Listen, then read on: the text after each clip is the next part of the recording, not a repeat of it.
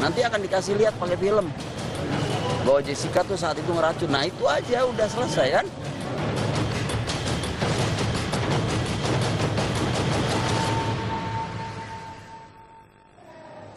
Jaksa penuntut umum menyatakan Jessica Kumala Wongso telah dengan sengaja dan dengan rencana terlebih dahulu merampas nyawa orang lain. Terdakwa Jessica langsung mengajukan eksepsi atau nota keberatan.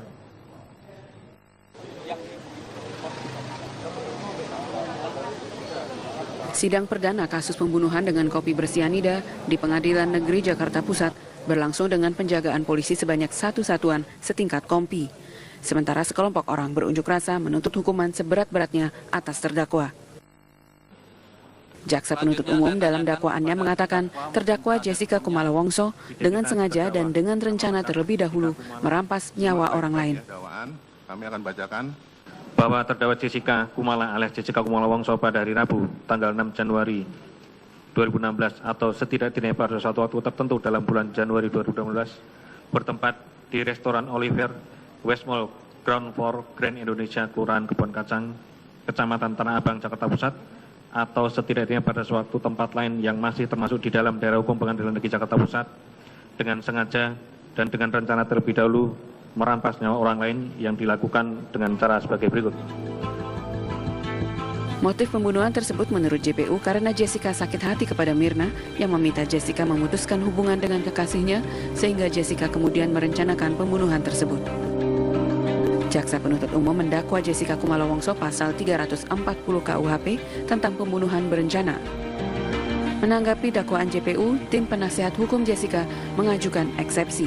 Mereka mengatakan dakwaan tidak jelas dan tidak lengkap. Misalnya JPU tidak bisa menguraikan urutan pembunuhan berencana dan tidak menjelaskan bagaimana Jessica menemukan racun sianida yang dituangkan dalam minuman milik Mirna. Bahwa setelah kami mempelajari dengan cermat, teliti, dan seksama dakwaan jaksa penuntut umum tersebut di atas dihubungkan dengan pasal 143 ayat 2 huruf B dan ayat 3 KUHP, maka kami tim penasihat hukum berpendapat dakwaan jaksa penuntut umum tersebut telah disusun secara tidak cermat, tidak jelas, dan tidak lengkap mengenai tindak pidana yang didakwakan, sehingga mengakibatkan dakwaan tersebut batal demi hukum sebagaimana kami uraikan di bawah ini. Sidang berikutnya mendengarkan tanggapan jaksa penuntut umum dijadwalkan Selasa pekan depan. Dari Jakarta, Kristi Dewi, Muhammad Aliansyah, TV One mengabarkan. Jadi ngelompat dia, terputus. Tidak ada fakta hukum yang terputus tentang peristiwa pidana itu.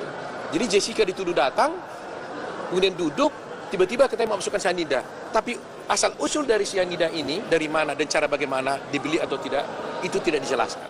Dengan tidak jelasnya uraian ini, maka menurut hukum, kalau ada uraian penuntut umum yang tidak jelas dan tidak lengkap, maka dakwaan itu dapat dinyatakan batal demi hukum. Selain minta dibatalkan dan poin lainnya? Oh, selain minta dibatalkan, tentunya kami meminta agar Jessica dilepaskan dari tahanan tentunya.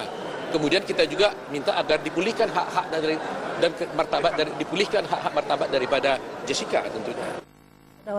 Nah, sementara itu Darmawan Salihin, ayah dari almarhumah Mirna, menyatakan tak masalah dengan eksepsi yang diajukan kuasa hukum Jessica terhadap dakwaan penuntut umum. Darmawan menyatakan pihaknya menunggu proses pembuktian di pengadilan. Soal keberatan yang diajukan oleh kuasa hukum, gimana Om tanggapannya tadi Om? Bagus, orang namanya juga kuasa hukum.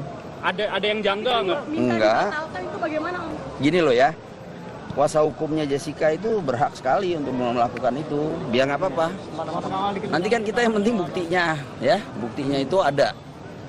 Nanti Om sendiri yang akan buktikan itu. Nah, jadi kita juga tadi nggak sangka itu. Ya, yang saya bilang friend makan friend itu. Ya biar aja, mau kuasa hukumnya 50 juga nggak apa-apa. Kan nanti pembuktian yang penting. Fakta hukumnya, pidananya itu kan kelihatan nanti. Nanti akan dikasih lihat pakai film bahwa Jessica tuh saat itu ngeracun. Nah itu aja udah selesai kan? Oke. Jadi kalau misalnya ada yang lain dia mau apa ya terserah gitu, nggak apa-apa, itu haknya dia. Ya, ini negara hukum. Ya, insya Allah semuanya nanti terungkap ya. Oke udah ya. Udah cukup ya. Pihak Kejaksaan Negeri menjemput Jessica di rutan Pondok Bambu pukul 8 pagi. Jessica masuk mobil tahanan dan menuju Pengadilan Negeri Jakarta Pusat.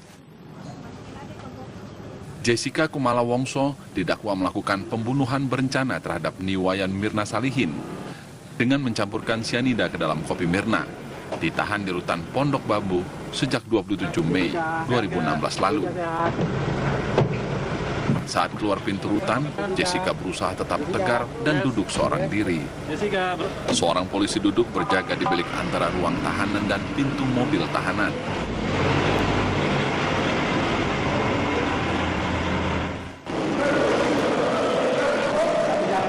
Sekitar 1 jam kemudian, mobil tahanan tiba di Pengadilan Negeri Jakarta Pusat. Dengan menggenggam botol mineral, Jessica keluar mobil tahanan menuju ruang tunggu. Pukul setengah 11 siang, sidang dimulai. Jessica duduk di kursi terdakwa dengan memakai rompi tahanan berwarna merah. Pekerjaan? Graphic designer. Demikian sidang pada Pukul 12 siang, sidang usai. Jessica yang sejak pagi berusaha tegar, akhirnya tak kuat menahan emosi. Ia pun terisak meski tetap berusaha menebar senyuman. Sidang akan kembali digelar pada Selasa 21 Juni pekan depan. Dari Jakarta, Nikma Soliha, Indra Gali, TV One mengabarkan. Jessica berkeberatan tentang sejumlah hal, diantaranya tentang alasan sakit hati yang menurut dakwaan membuat Jessica pergi jauh-jauh dari Australia untuk membunuh Mirna di Jakarta. Korban Mirna mengetahui permasalahan dalam hubungan percintaan antar terdakwa dengan pacarnya, sehingga korban Mirna menasihati terdakwa agar putus saja dengan pacar yang suka kasar dan pemakaian narkoba, dengan menyatakan buat apa pacaran dengan orang yang tidak baik dan tidak modal. Ucapan korban Mirna tersebut ternyata membuat terdakwa marah serta sakit hati, sehingga terdakwa memutuskan komunikasi dengan korban Mirna. Bahwa setelah kemarahan terdakwa kepada korban Mirna tersebut, terdakwa pada akhirnya putus dengan pacarnya dan mengalami beberapa peristiwa hukum yang melibatkan pihak kepolisian Australia, sehingga membuat terdakwa semakin tersinggung dan sakit hati kepada korban Mirna. Sehingga untuk membalas sakit hatinya tersebut, terdakwa merencanakan untuk menghilangkan nyawa korban Mirna.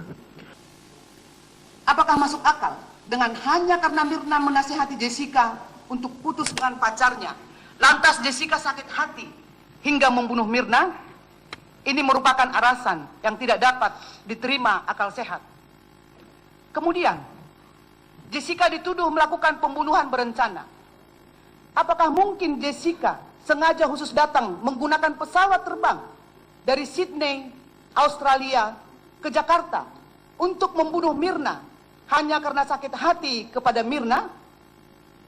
Pada hari Rabu tanggal 6 Januari 2016, terdakwa mulai mempersiapkan diri untuk mewujudkan rencananya dengan cara pada pukul 12.58 menit waktu Indonesia bagian Barat melalui grup WA, terdakwa mengatakan akan mentraktir korban Mirna, saksi Yani dan saksi Vera, serta memberitahukan kepada mereka jika terdakwa akan datang terlebih dahulu ke restoran Olivier untuk memesan tempat. Selanjutnya terjadi percakapan atau chatting di grup WA, di mana korban Mirna mengatakan tentang kesukaannya terhadap Vietnamese Ice Coffee atau VIC di restoran Olivier. Dari percakapan tersebut, terdakwa langsung berinisiatif untuk memesankan VIC untuk korban Mirna. Dan apakah dapat diterima akal sehat jika Jessica merencanakan suatu pembunuhan kepada Mirna di tempat yang terang benderang?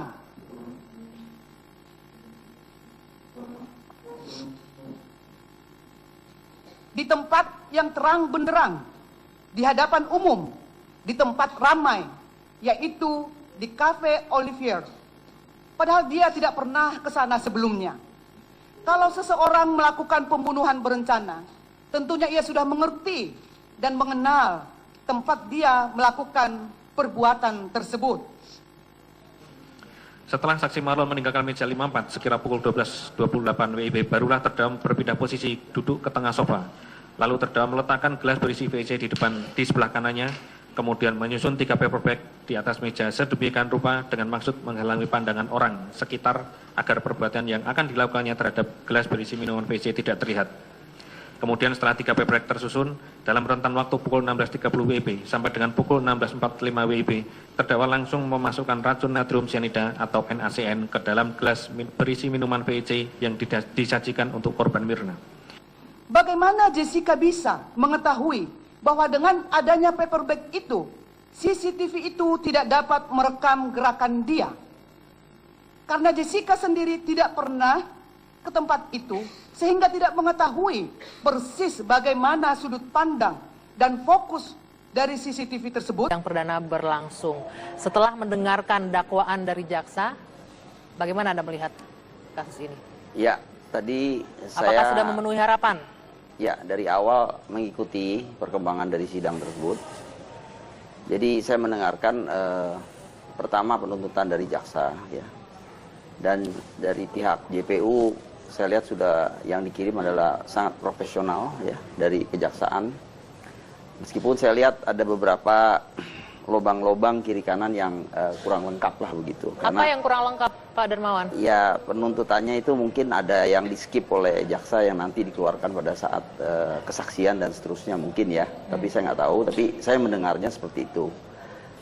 Jadi mungkin nanti bisa dijelaskan pada saat sesi kesaksian mungkin saya bisa menjelaskan lebih lengkap. Enggak, artinya Anda melihat dakwaan yang dibacakan penuntut umum tadi itu di sidang perdana ini adalah lemah begitu? Enggak, bagus. Emang Bagus. itu apa adanya, itu jaksa tahu persis itu. Yang Anda katakan ada lubang-lubang tadi itu, bukannya itu Ya, kelemahan lubang-lubang artinya? gini loh, namanya juga kan penuntutan kalau kayak saya ini kan ayahnya yang ngikutin perkembangan dari 0 sampai Z gitu, A sampai Z lah. Jadi mungkin ada kekurangan-kekurangan yang tentunya nanti saya akan memberikan masukan kepada jaksa gitu pada saat kesaksian sehingga menjadi lengkap lah itu. Yang paling krusial kekurangannya apa menurut Anda, Pak Darmawan? Saya sih nggak mikirin dari tuntutan jaksa ya. Pak jaksa sudah sangat bagus sekali, JPU-nya itu penuntutannya memang tujuannya seperti itu. Cuman contohnya aja ya, misalkan pada saat sidang tadi saya tidak melihat adanya yang kenapa Pak Yudi itu sampai bawa Bang Oto di sana. Mungkin karena dia udah nggak mau bicara kali, dia takut karena dia bohong banyak itu. Yaitu seperti yang dia bilang back itu ada di belakang baru kopi datang itu. Itu justru krusialnya di situ, Bang Oto itu. Jadi Oke, Pak Darmawan, kalau kita melihat hasil dari sidang perdana tadi langsung diajukan nota keberatan, eksepsi oleh tim kuasa hukum dari Jessica, dan keberatan ini kemudian langsung dibeberkan bagaimana kalau ini dimasukkan didakwa sebagai pembunuhan berencana, perencanaannya itu tidak runut, ada yang terskip, ada yang terlompati menurut tim kuasa hukum. Nah, bagaimana tanggapan Pak Darmawan itu? Ya itulah, makanya nanti pada sesi kesaksian saya akan bicara banyak itu. Nah, pada saat eksepsi itu kan dari kuasa hukumnya menyatakan bahwa yang stresnya saya lihat dua. Satu katanya soal anak saya itu kan nggak si Hani nggak minum cyanida tapi nggak apa-apa. Kalau si Mirna minum meninggal. Orang Hani di rumah sakit saya ngerawatin kok, nanya sama dokternya, saya tanya, "Dok, ini gimana?" "Enggak tuh, nggak ada minum apa-apa." "Kalau anak kamu nih parah nih," dia bilang, "ini minum ada barang racunnya, cuman saya nggak berani rumah sakit saya takut kena getahnya, Pak. Langsung aja Pak dibawa ke bagian ini ke UI lah apa segala macam gitu." Nah, akhirnya kita bawa ke Keramat Jati untuk diotopsi di sana. Seperti itu. Ya, Pak. Tapi Pak Darmawan, dari hasil rumah sakit juga yang pertama itu kan menyebutkan bahwa Hani tidak kondisinya normal setelah minum kopi itu. Enggak, dia nggak minum. Dia cuma ngetes ngeliat Mirna kelepok-kelepok begitu, dia ketakutan. Kenapa? Mirna itu anaknya sehat sekali. Saya aja kalau ditonjok bisa sakit tuh tangan saya tuh sama dia. Dia itu minum mulutnya itu sampai hitam itu, sampai kaget saya itu di rumah sakit itu. Saya bilang, "Ini anak keracunan apa ya?" Hitam begitu. Nah, kalau perlu saya kasih lihat nih, bisa nggak tuh? Maksudnya apa? Apa yang Anda punya, Pak Darmawan? Saya punya jenazahnya Mirna yang mulutnya itu bisa dilihat nih di TV One kalau mau lihat. Mohon maaf, kami tidak bisa menayangkan itu, Pak Darmawan. Iya, makanya kan serem melihatnya itu hitam itu. Dia kena racun itu. Nah, satu lagi Pak Darmawan yang masuk dalam eksepsi pihak Jessica mengatakan motifnya tidak cukup kuat kalau hanya Mirna menasehati Jessica, terus kemudian Jessica membunuh Mirna. Iya, betul. Itu memang begini, mana ada orang ngeracun seperti Jessica, dia mau ngaku penyebab dari kematian itu, dia bunuh itu kenapa? Saya sendiri mau tahu dari dia. Saya mau nanya, kan saya sering ngomong sama Yudi kan? Kan Anggi juga dengar saya ngomong, Yud, tanya tuh kenapa si Jessica bunuh anak saya gitu loh. Katanya itu aja, nanti kita bisa diskusikan mengenai hukuman matinya atau seterusnya begitu. Nah, jadi jangan salah duga bahwa itu satu-satunya penyebab. Bukan, kita nggak tahu isi hatinya si Jessica itu.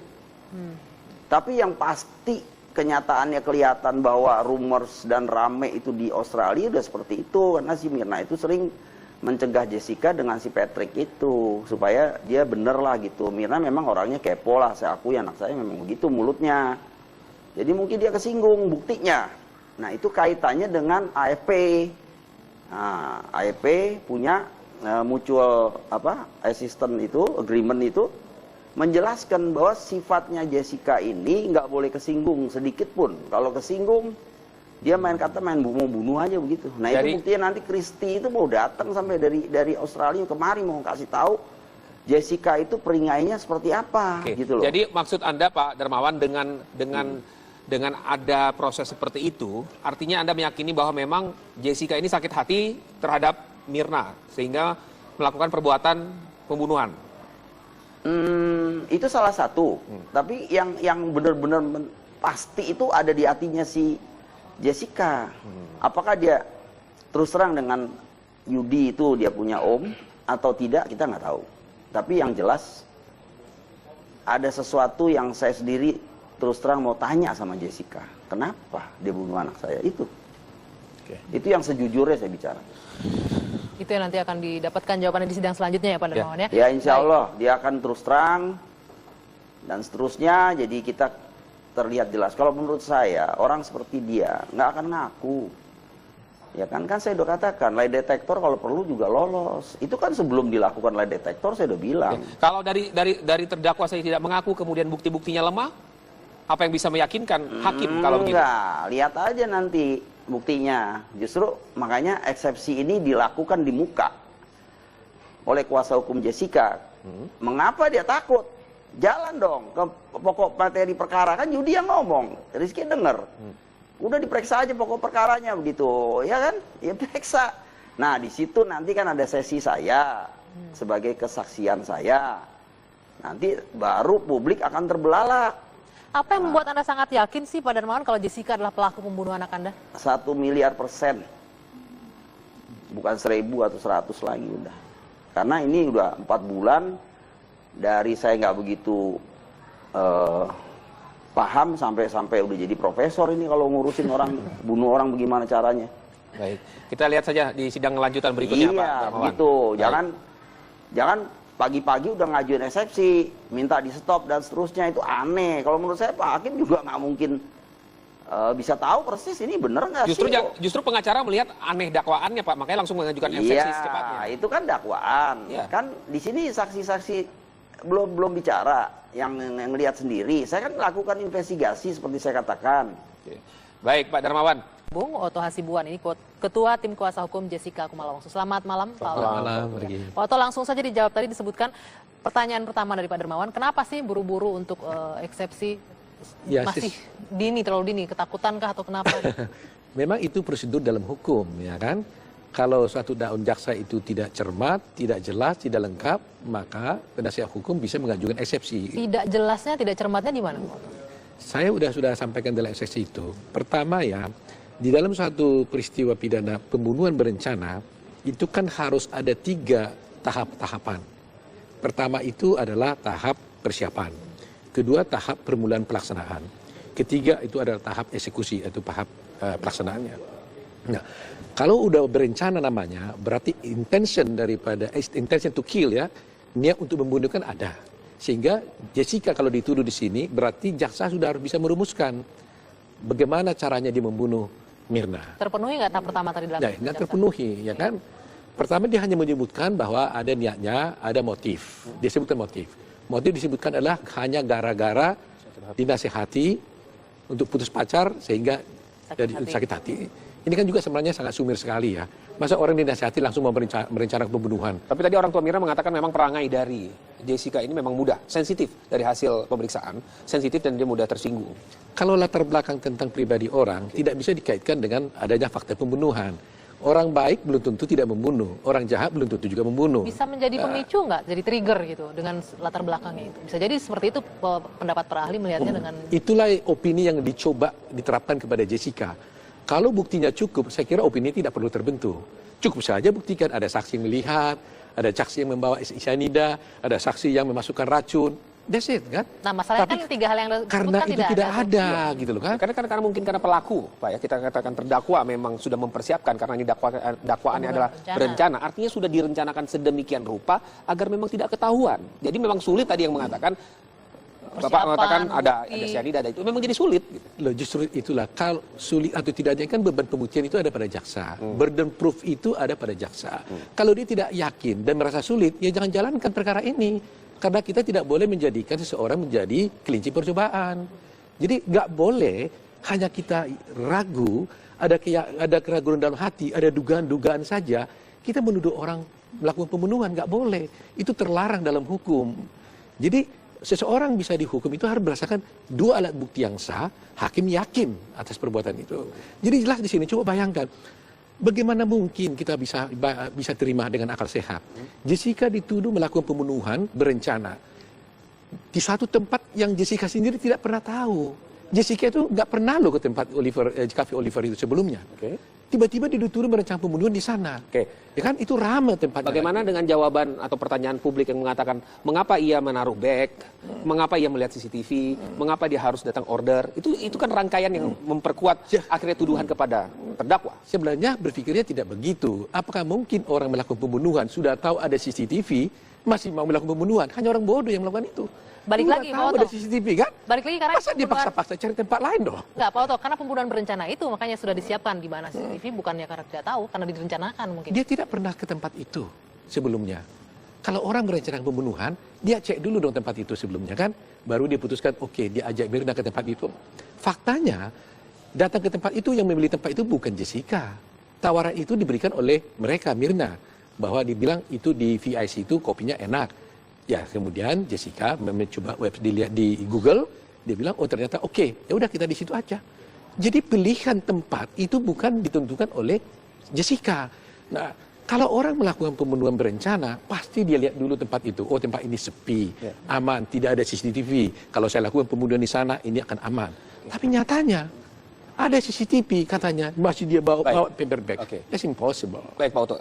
Kami sudah mewawancarai Jessica setelah pasca tewasnya Mirna. Kemudian kami juga sudah melihat dari rekaman CCTV yang dimiliki. Dari situ ada cerita yang berbeda oleh yang Mirna ceritakan kepada kami dan CCTV yang kami Jessica yang ceritakan dan kemudian CCTV yaitu soal bag itu yang ditaruh. Ya. Jessica mengatakan bahwa ia menaruh bag itu setelah minuman datang. Sementara itu jelas ditaruh. Ya, kemudian baru dia pindahkan setelah dia melakukan yang dianggap aksinya menaruh cyanida di dalamnya. Itu kan berbeda, Pak. Itu mungkin suatu koinsiden ya. Kalau Anda suatu tempat minum kopi, tidak mungkin semua peristiwa itu Anda bisa runut satu persatu. Kecuali Anda berencana membunuh. Itulah buktinya bahwa sebenarnya dia tidak punya rencana. Kalau dia berencana, dia akan bisa alibi yang lebih teratur kan. Tapi karena memang nggak berencana, dia akan menceritakan apa yang dirasakan dan diingatnya apa adanya. Begitu kan? Tetapi tidak berarti adanya paper bag di situ bisa menghindari, memastikan bahwa CCTV tidak melihat gerakan dia. Itu seperti saya katakan umpamanya ya. Coba, kalau ada di sini, ada umpamanya minum gelas umpamanya. Jaksa kan harus bisa membuktikan dong, dari mana cyanida itu diambil oleh Jessica. Dari kantongnya, dari tasnya, atau dari mana? Ada gerakan yang mencurigakan, Pak. Harus, ya, justru itu. Makanya saya bilang, kan harus terlihat di gerakan itu kan. Katakanlah kamera mengatakan tangan saya tidak terlihat memasukkan cyanida. Tetapi kan bahu saya kan pasti kan terlihat. Paper bag berapa tinggi? Kan pasti terlihat kan. Dan ada satu fakta lagi yang harus diingatkan. Gerakan memasukkan ada tidak ada pun, itu namanya tidak bisa menyatakan bahwa terjadi pembunuhan dengan cyanida. Karena apa? Fakta itu tidak ada ya, tapi seandainya ada pun, maka jaksa harus membuktikan lagi. Yang dimasukkan itu apa sebenarnya? Gula kah? Garam kah? Cyanida kah? Itu nggak boleh diduga, nggak boleh dipersangkakan, harus dibuktikan. Pak Oto, ini saya juga membaca dakwaannya ada satu keterangan saksi, runner ini yang membawakan minuman ke meja, menyebutkan pas setelah ditaruh di meja, sedotan yang tadinya ditaruh di meja masih tertutup, sudah berada di gelas. Dimasukkan oleh Jessica. Kenapa Jessica harus memasukkan itu? Ini yang jadi salah satu... Oh tidak, jangan dibilang kenapa Jessica harus memasukkan itu. Kita lihat faktanya nanti persidangan, apakah betul Jessica memasukkan itu. Ya kan tidak mungkin maksudnya sedotan itu pindah sendiri, Pak Oto. Makanya, kan satu orang saksi bukan saksi. Menurut tesis kan. Jadi harus dibuktikan apakah betul. Karena pertanyaan saya sebaliknya, kenapa si bartender, si coffee maker itu tidak diperiksa juga dengan lie detector? Tapi mereka menjalani pemeriksaan semua, Pak. Sempat tapi tidak lie detector kan? Kenapa hanya Jessica yang dipakai dengan lie detector? Kenapa harus fokusnya kepada Jessica?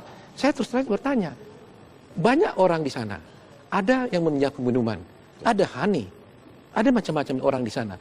Kenapa hanya Jessica yang ditargetkan untuk melakukan pembunuhan ini? Kenapa yang nggak lain juga dipikirkan? Kalau teori kemungkinan, semuanya mungkin. Ya, karena menurut penuntut umum kan? yang punya motif adalah Jessica di saat itu. Nah, motif ini pun bagaimana bisa jaksa membuktikan? Saya bertanya pada Jessica, apakah pernah Anda dinasihati oleh Mirna? Dia bilang tidak. Siapa yang harus ditanya bahwa benar-benar dia pernah dinasihati? Jessica di Australia, Mirna di Jakarta. Bagaimana dia menasihatinya? Tapi itu juga tidak bisa dibuktikan, Pak. Karena yang satu Mirna sudah meninggal, Jessica bisa membuat justru itu, kalau jaksa tidak bisa buktikan, jangan bawa kasus ini. Karena burden proof ada di tangan jaksa, bukan di tangan Jessica. Jadi polanya begini, kalau seorang dituduh melakukan pembunuhan, jangan coba-coba paksakan Jessica yang harus membuktikan dia tidak bersalah. Jaksa yang harus kita tuntut membuktikan Jessica bersalah. Jadi jangan dibalik cara berpikirnya. Ya, Pak Oto, jadi saya melihat Pak Oto ini mempertanyakan kalau memang meninggalnya atau tewasnya Mirna itu karena sianida, sianidanya mana? Kan begitu. Sianidanya mana, kemudian siapa yang memasukkan sianida kalau memang ada di dalam kopi? Ya, caranya sianida diambil dari mana? Dibeli di mana? Cara dibawa bagaimana caranya? Karena ini pembunuhan berencana. Tidak cukup dengan apa yang dilihat oleh kamera CCTV dan ada Jessica di sana dan kemudian ada motif Jessica di situ. Itu tidak cukup. Oh, sangat tidak cukup. Karena ini berencana. Kalau orang berencana melakukan satu pembunuhan, saya katakan tadi, intention to kill, to murder, itu sudah ada bagi orang itu. Jadi pilihan bagi dia untuk menentukan, saya akan membunuh dengan pisau atau membunuh dengan sianida, itu sudah ada pada dia. Sehingga rentetan peristiwa ketika dia memilih membunuh dengan sianida, kemudian dia dibuktikan, diuraikan oleh jaksa, oh sianida dibeli di sana, dibawa dengan cara begini, dimasukkan dalam botol atau dalam kotak, kemudian dibawa dalam kantong bajunya, kemudian dari kantong bajunya diambil, dimasukkan ke dalam gelas. Itu uraian peristiwa yang tidak boleh terputus, karena ini pembunuhan berencana. Tapi faktanya sekarang, jaksa sekonyong-konyong, ujuk-ujuk mengatakan dimasukkan sianida ke dalam gelasnya.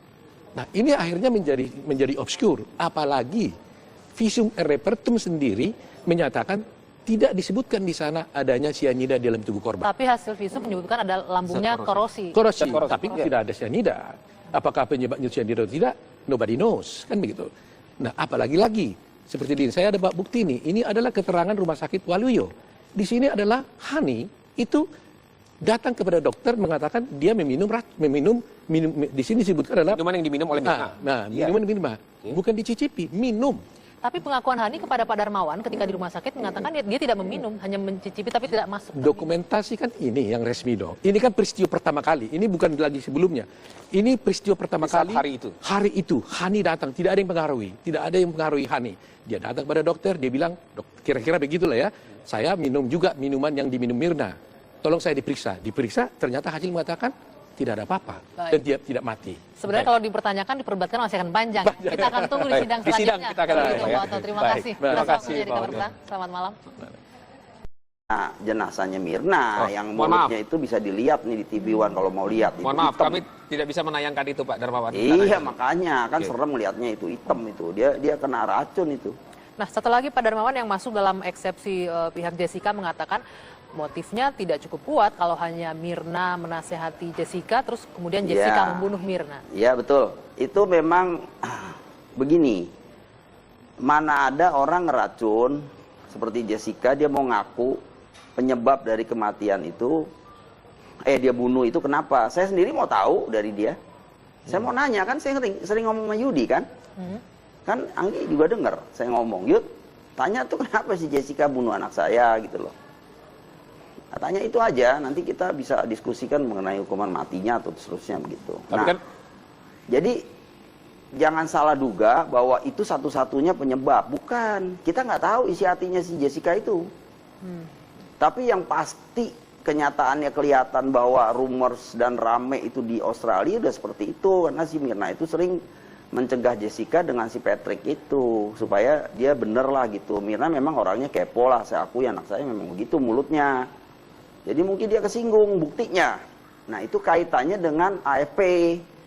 Nah, AFP punya mutual assistant itu, agreement itu menjelaskan bahwa sifatnya Jessica ini nggak boleh kesinggung sedikit pun. Kalau kesinggung dia main kata mau bunuh aja begitu. Nah itu buktinya nanti Christy itu mau datang sampai dari Australia kemari mau kasih tahu Jessica itu peringainya seperti apa gitu loh. Jadi maksud Anda Pak Darmawan dengan ada proses seperti itu, artinya Anda meyakini bahwa memang Jessica ini sakit hati terhadap Mirna sehingga melakukan perbuatan pembunuhan.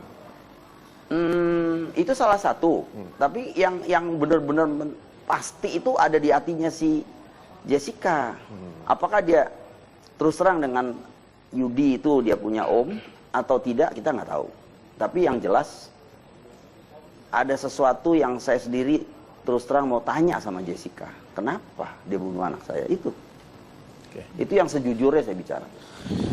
Itu yang nanti akan didapatkan jawabannya di sidang selanjutnya ya Pak Darmawan ya? Ya insya Allah dia akan terus terang dan seterusnya jadi kita terlihat jelas. Kalau menurut saya orang seperti dia nggak akan ngaku. Ya kan saya udah katakan lie detector kalau perlu juga lolos. Itu kan sebelum dilakukan lie detector saya udah bilang. Kalau dari terdakwa saya tidak mengaku kemudian bukti-buktinya lemah, apa yang bisa meyakinkan hakim kalau begitu? Enggak, lihat aja nanti buktinya. Justru makanya eksepsi ini dilakukan di muka oleh kuasa hukum Jessica. Mengapa dia takut? Jalan dong ke pokok materi perkara, kan Yudi yang ngomong, Rizky denger. Udah diperiksa aja pokok perkaranya begitu, ya kan? Ya periksa. Nah di situ nanti kan ada sesi saya sebagai kesaksian saya. Nanti baru publik akan terbelalak. Apa yang membuat Anda sangat yakin sih Pak Darmawan kalau Jessica adalah pelaku pembunuhan anak Anda? 1 miliar%. Bukan 1000 atau 100 lagi udah.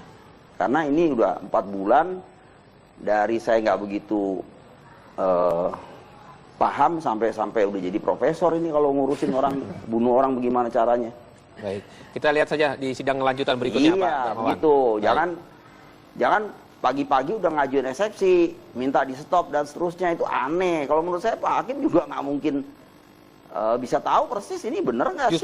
Justru pengacara melihat aneh dakwaannya Pak, makanya langsung mengajukan eksepsi secepatnya. Itu kan dakwaan. Kan di sini saksi-saksi belum bicara, yang lihat sendiri. Saya kan melakukan investigasi seperti saya katakan.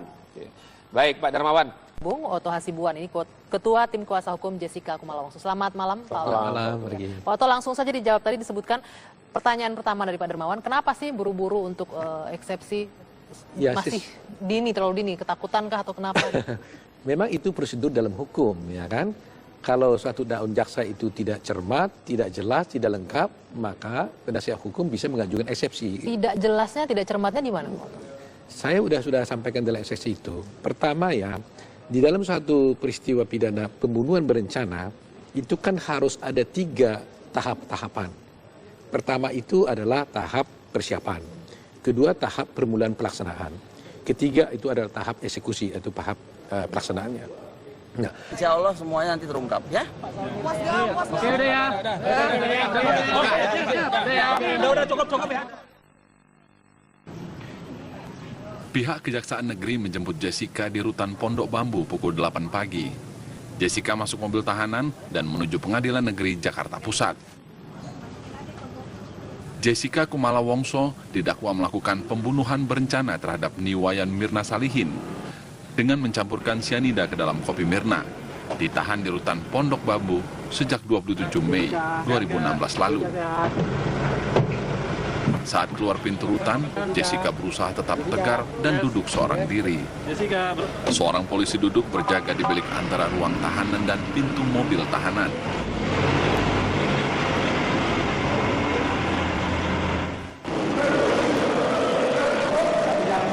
Sekitar 1 jam kemudian, mobil tahanan tiba di Pengadilan Negeri Jakarta Pusat. Dengan menggenggam botol mineral, Jessica keluar mobil tahanan menuju ruang tunggu. Pukul setengah 11 siang, sidang dimulai. Jessica duduk di kursi terdakwa dengan memakai rompi tahanan berwarna merah. Pekerjaan? Graphic designer. Demikian sidang pada Pukul 12 siang, sidang usai. Jessica yang sejak pagi berusaha tegar, akhirnya tak kuat menahan emosi. Ia pun terisak meski tetap berusaha menebar senyuman. Sidang akan kembali digelar pada Selasa 21 Juni pekan depan. Dari Jakarta, Nikma Soliha, Indra Gali, TV One mengabarkan.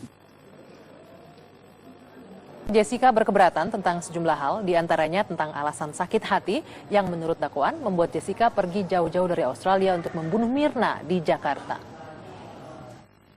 Korban Mirna mengetahui permasalahan dalam hubungan percintaan antar terdakwa dengan pacarnya, sehingga korban Mirna menasihati terdakwa agar putus saja dengan pacar yang suka kasar dan pemakaian narkoba, dengan menyatakan buat apa pacaran dengan orang yang tidak baik dan tidak modal.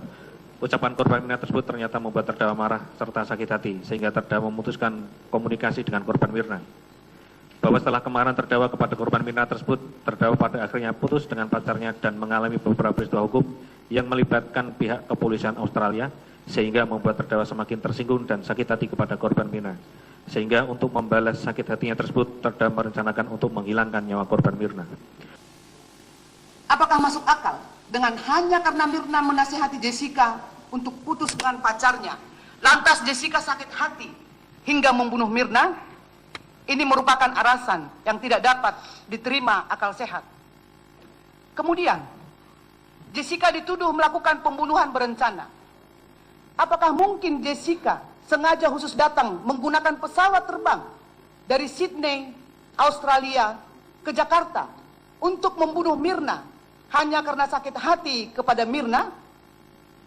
Pada hari Rabu tanggal 6 Januari 2016, terdakwa mulai mempersiapkan diri untuk mewujudkan rencananya dengan cara pada pukul 12.58 waktu Indonesia bagian Barat melalui grup WA, terdakwa mengatakan akan mentraktir korban Mirna, saksi Yani dan saksi Vera, serta memberitahukan kepada mereka jika terdakwa akan datang terlebih dahulu ke restoran Olivier untuk memesan tempat. Selanjutnya terjadi percakapan atau chatting di grup WA, di mana korban Mirna mengatakan tentang kesukaannya terhadap Vietnamese Ice Coffee atau VIC di restoran Olivier. Dari percakapan tersebut, terdakwa langsung berinisiatif untuk memesankan VIC untuk korban Mirna. Dan apakah dapat diterima akal sehat jika Jessica merencanakan suatu pembunuhan kepada Mirna di tempat yang terang benderang?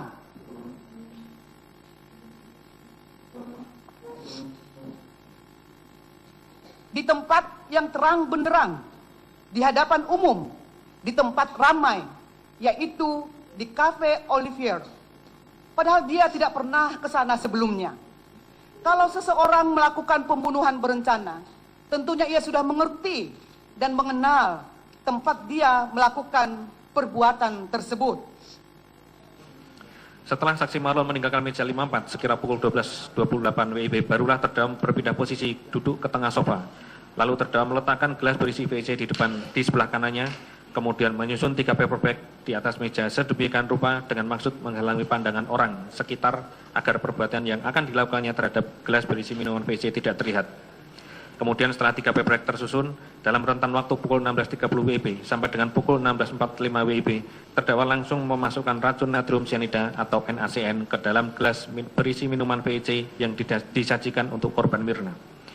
Bagaimana Jessica bisa mengetahui bahwa dengan adanya paper bag itu, CCTV itu tidak dapat merekam gerakan dia?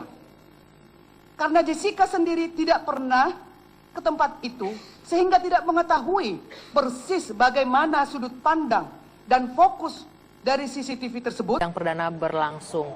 Setelah mendengarkan dakwaan dari jaksa, bagaimana Anda melihat kasus ini? Ya, tadi Apakah sudah memenuhi harapan? Ya, dari awal mengikuti perkembangan dari sidang tersebut. Jadi saya mendengarkan pertama penuntutan dari jaksa, ya, dan dari pihak JPU saya lihat sudah yang dikirim adalah sangat profesional, ya, dari kejaksaan. Meskipun saya lihat ada beberapa lobang-lobang kiri kanan yang kurang lengkap lah begitu. Apa yang kurang lengkap, Pak Darmawan? Ya, penuntutannya itu mungkin ada yang di-skip oleh jaksa yang nanti dikeluarkan pada saat kesaksian dan seterusnya mungkin ya. Tapi saya nggak tahu, tapi saya mendengarnya seperti itu. Jadi mungkin nanti bisa dijelaskan pada saat sesi kesaksian mungkin saya bisa menjelaskan lebih lengkap. Enggak, artinya Anda melihat dakwaan yang dibacakan penuntut umum tadi itu di sidang perdana ini adalah lemah begitu? Enggak, bagus. Emang Bagus. itu apa adanya, itu jaksa tahu persis itu. Yang Anda katakan ada lubang-lubang tadi itu, bukannya itu Ya kelemahan lubang-lubang artinya? gini loh, namanya juga kan penuntutan kalau kayak saya ini kan ayahnya yang ikutin perkembangan dari 0 sampai Z gitu, A sampai Z lah. Jadi mungkin ada kekurangan-kekurangan yang tentunya nanti saya akan memberikan masukan kepada jaksa gitu pada saat kesaksian sehingga menjadi lengkap lah itu. Yang paling krusial kekurangannya apa menurut Anda, Pak Darmawan? Saya sih nggak mikirin dari tuntutan jaksa ya. Pak jaksa sudah sangat bagus sekali JPU-nya itu, penuntutannya memang tujuannya seperti itu. Cuman contohnya aja ya, misalkan pada saat sidang tadi saya tidak melihat adanya yang kenapa Pak Yudi itu sampai bawa Bang Oto di sana. Mungkin karena dia udah nggak mau bicara kali, dia takut karena dia bohong banyak itu. Yaitu seperti yang dia bilang back itu ada di belakang baru kopi datang itu. Itu justru krusialnya di situ, Bang Oto itu. Jadi Oke, Pak Darmawan, kalau kita melihat hasil dari sidang perdana tadi langsung diajukan nota keberatan, eksepsi oleh tim kuasa hukum dari Jessica, dan keberatan ini kemudian langsung dibeberkan bagaimana kalau ini dimasukkan didakwa sebagai pembunuhan berencana, perencanaannya itu tidak runut, ada yang terskip, ada yang terlompati menurut tim kuasa hukum. Nah, bagaimana tanggapan Pak Darmawan itu? Ya itulah, makanya nanti pada sesi kesaksian saya akan bicara banyak itu. Nah, pada saat eksepsi itu kan dari kuasa hukumnya menyatakan bahwa yang stresnya saya lihat dua. Satu katanya soal anak saya itu kan nggak si Hani nggak minum cyanida tapi nggak apa-apa. Kalau si Mirna minum meninggal. Orang Hani di rumah sakit saya ngerawatin kok, nanya sama dokternya, saya tanya, "Dok, ini gimana?" "Enggak tuh, nggak ada minum apa-apa." "Kalau anak kamu nih parah nih," dia bilang, "ini minum ada barang racunnya, cuman saya nggak berani rumah sakit saya takut kena getahnya, Pak. Langsung aja Pak dibawa ke bagian ini ke UI lah apa segala macam gitu." Nah, akhirnya kita bawa ke Keramat Jati untuk diotopsi di sana. Seperti itu. Ya, Pak. Tapi Pak Darmawan, dari hasil rumah sakit juga yang pertama itu kan menyebutkan bahwa Hani tidak kondisinya normal setelah minum kopi itu. Enggak, dia nggak minum. Dia cuma ngetes ngeliat Mirna kelepok-kelepok begitu, dia ketakutan. Kenapa? Mirna itu anaknya sehat sekali. Saya aja kalau ditonjok bisa sakit tuh tangan saya tuh sama dia. Dia itu minum mulutnya itu sampai hitam itu, sampai kaget saya itu di rumah sakit itu. Saya bilang, "Nih anak keracunan apa ya?" Hitam begitu. Nah, kalau perlu saya kasih lihat nih, bisa nggak tuh? Maksudnya apa? Apa yang Anda punya, Pak Darmawan? Saya punya. Kalau udah berencana namanya, berarti intention to kill ya, niat untuk membunuh kan ada. Sehingga Jessica kalau dituduh di sini, berarti jaksa sudah harus bisa merumuskan bagaimana caranya dia membunuh Mirna. Terpenuhi nggak tahap pertama tadi dilakukan? Nggak terpenuhi, ya kan? Pertama dia hanya menyebutkan bahwa ada niatnya, ada motif. Dia sebutkan motif. Motif disebutkan adalah hanya gara-gara dinasehati untuk putus pacar sehingga sakit hati. Ini kan juga sebenarnya sangat sumir sekali ya. Masa orang dinasehati langsung merencanakan pembunuhan. Tapi tadi orang tua Mirna mengatakan memang perangai dari Jessica ini memang mudah, sensitif dari hasil pemeriksaan, sensitif dan dia mudah tersinggung. Kalau latar belakang tentang pribadi orang tidak bisa dikaitkan dengan adanya fakta pembunuhan. Orang baik belum tentu tidak membunuh, orang jahat belum tentu juga membunuh. Bisa menjadi pemicu nggak, jadi trigger gitu dengan latar belakangnya itu? Bisa jadi seperti itu pendapat para ahli melihatnya dengan... Itulah opini yang dicoba diterapkan kepada Jessica. Kalau buktinya cukup, saya kira opini tidak perlu terbentuk. Cukup saja buktikan ada saksi yang melihat, ada saksi yang membawa cyanida, ada saksi yang memasukkan racun. That's it, kan? Nah, masalahnya kan 3 hal yang karena itu tidak ada gitu loh kan? Karena mungkin karena pelaku, Pak ya, kita katakan terdakwa memang sudah mempersiapkan karena ini dakwaannya adalah berencana. Artinya sudah direncanakan sedemikian rupa agar memang tidak ketahuan. Jadi memang sulit tadi yang mengatakan Bapak mengatakan ada cyanida, ada itu memang jadi sulit. Gitu. Loh, justru itulah kalau sulit atau tidaknya kan beban pembuktian itu ada pada jaksa. Burden proof itu ada pada jaksa. Kalau dia tidak yakin dan merasa sulit, ya jangan jalankan perkara ini. Karena kita tidak boleh menjadikan seseorang menjadi kelinci percobaan. Jadi nggak boleh hanya kita ragu, ada keraguan dalam hati, ada dugaan-dugaan saja, kita menuduh orang melakukan pembunuhan, nggak boleh. Itu terlarang dalam hukum. Jadi seseorang bisa dihukum itu harus berdasarkan 2 alat bukti yang sah, hakim yakin atas perbuatan itu. Jadi jelas di sini, coba bayangkan. Bagaimana mungkin kita bisa terima dengan akal sehat? Jessica dituduh melakukan pembunuhan berencana di satu tempat yang Jessica sendiri tidak pernah tahu. Jessica itu nggak pernah loh ke tempat Cafe Oliver itu sebelumnya. Tiba-tiba dituduh merencanakan pembunuhan di sana. Ya kan itu ramai tempatnya. Bagaimana dengan jawaban atau pertanyaan publik yang mengatakan mengapa ia menaruh bag, mengapa ia melihat CCTV, mengapa dia harus datang order? Itu kan rangkaian yang memperkuat akhirnya tuduhan kepada terdakwa. Sebenarnya berpikirnya tidak begitu. Apakah mungkin orang melakukan pembunuhan sudah tahu ada CCTV masih mau melakukan pembunuhan? Hanya orang bodoh yang melakukan itu. Balik lagi, Pak Oto. Ada CCTV kan? Balik lagi karena masa dia paksa-paksa cari tempat lain dong? Enggak, Pak Oto, karena pembunuhan berencana itu makanya sudah disiapkan di mana CCTV, bukannya karena tidak tahu, karena direncanakan mungkin. Dia tidak pernah ke tempat itu sebelumnya. Kalau orang merencanakan pembunuhan, dia cek dulu dong tempat itu sebelumnya kan? Baru dia putuskan, oke, dia ajak Mirna ke tempat itu. Faktanya, datang ke tempat itu yang memilih tempat itu bukan Jessica. Tawaran itu diberikan oleh mereka, Mirna. Bahwa dibilang itu di VIC itu kopinya enak. Ya, kemudian Jessica mencoba dilihat di Google, dia bilang, oh ternyata oke, ya udah kita di situ aja. Jadi pilihan tempat itu bukan ditentukan oleh Jessica. Nah, kalau orang melakukan pembunuhan berencana, pasti dia lihat dulu tempat itu. Oh, tempat ini sepi, aman, tidak ada CCTV. Kalau saya lakukan pembunuhan di sana, ini akan aman. Tapi nyatanya, ada CCTV katanya, masih dia bawa paper bag. That's impossible. Baik, Pak Oto. Kami sudah mewawancarai Jessica setelah pasca tewasnya Mirna. Kemudian kami juga sudah melihat dari rekaman CCTV yang dimiliki. Dari situ ada cerita yang berbeda oleh yang Mirna ceritakan kepada kami dan CCTV yang kami Jessica yang ceritakan dan kemudian CCTV yaitu soal bag itu yang ditaruh. Ya. Jessica mengatakan bahwa ia menaruh bag itu setelah minuman datang. Sementara itu jelas ditaruh. Ya, kemudian baru dia pindahkan setelah dia melakukan yang dianggap aksinya menaruh cyanida di dalamnya. Itu kan berbeda, Pak. Itu mungkin suatu koinsiden ya. Kalau Anda suatu tempat minum kopi, tidak mungkin semua peristiwa itu Anda bisa runut satu persatu. Kecuali Anda rencana membunuh.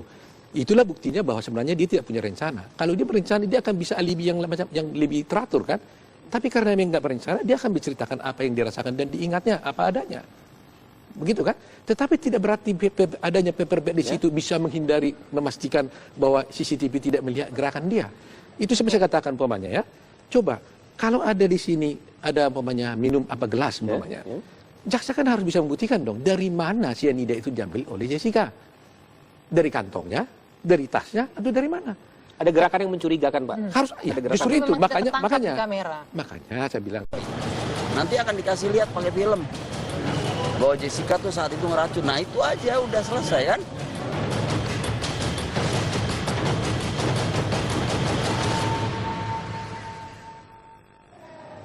Jaksa penuntut umum menyatakan Jessica Kumala Wongso telah dengan sengaja dan dengan rencana terlebih dahulu merampas nyawa orang lain. Terdakwa Jessica langsung mengajukan eksepsi atau nota keberatan.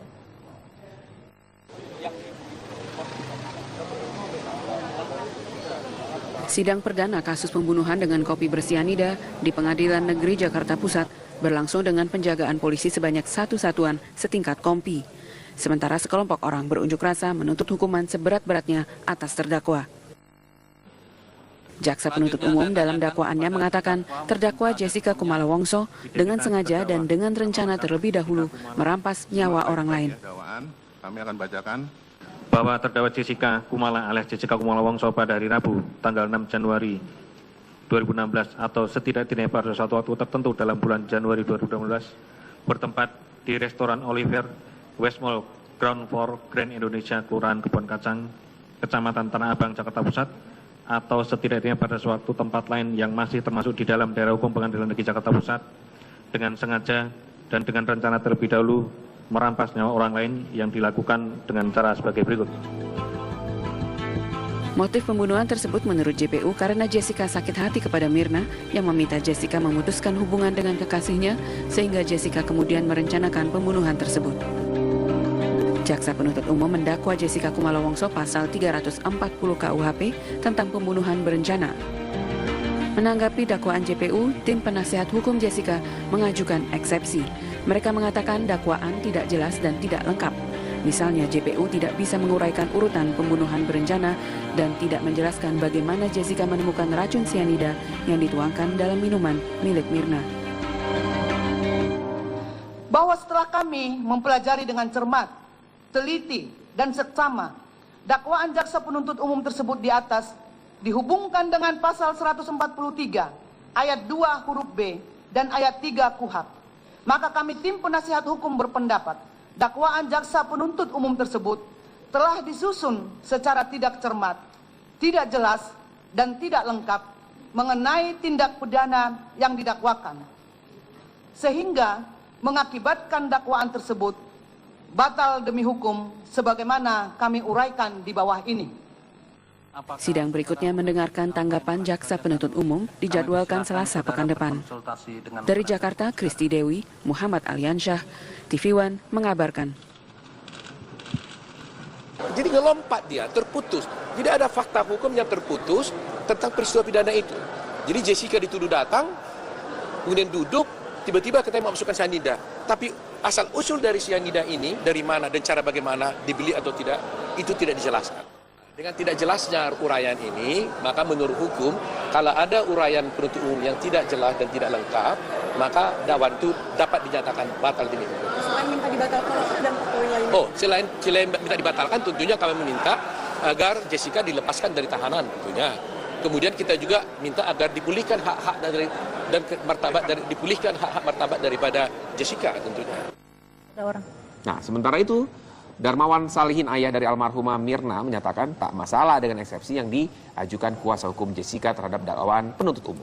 Darmawan menyatakan pihaknya menunggu proses pembuktian di pengadilan. Soal keberatan yang diajukan oleh kuasa hukum, gimana Om tanggapannya tadi Om? Bagus, orang namanya juga kuasa hukum. Ada yang janggal nggak? Enggak. Itu bagaimana Om? Gini loh ya, kuasa hukumnya Jessica itu berhak sekali untuk melakukan itu. Biar nggak apa-apa. Nanti kan kita yang penting buktinya, ya. Buktinya itu ada. Nanti Om sendiri yang akan buktikan itu. Nah, jadi kita juga tadi yang nggak sangka itu. Ya, yang saya bilang friend makan friend itu. Ya biar aja, mau kuasa hukumnya 50 juga nggak apa-apa. Kan nanti pembuktian yang penting.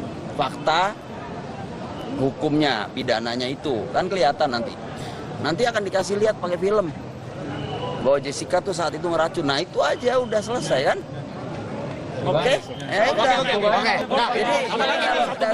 Jadi kalau misalnya ada yang lain dia mau apa ya terserah gitu, nggak apa-apa, itu haknya dia. Ya, ini negara hukum. Ya.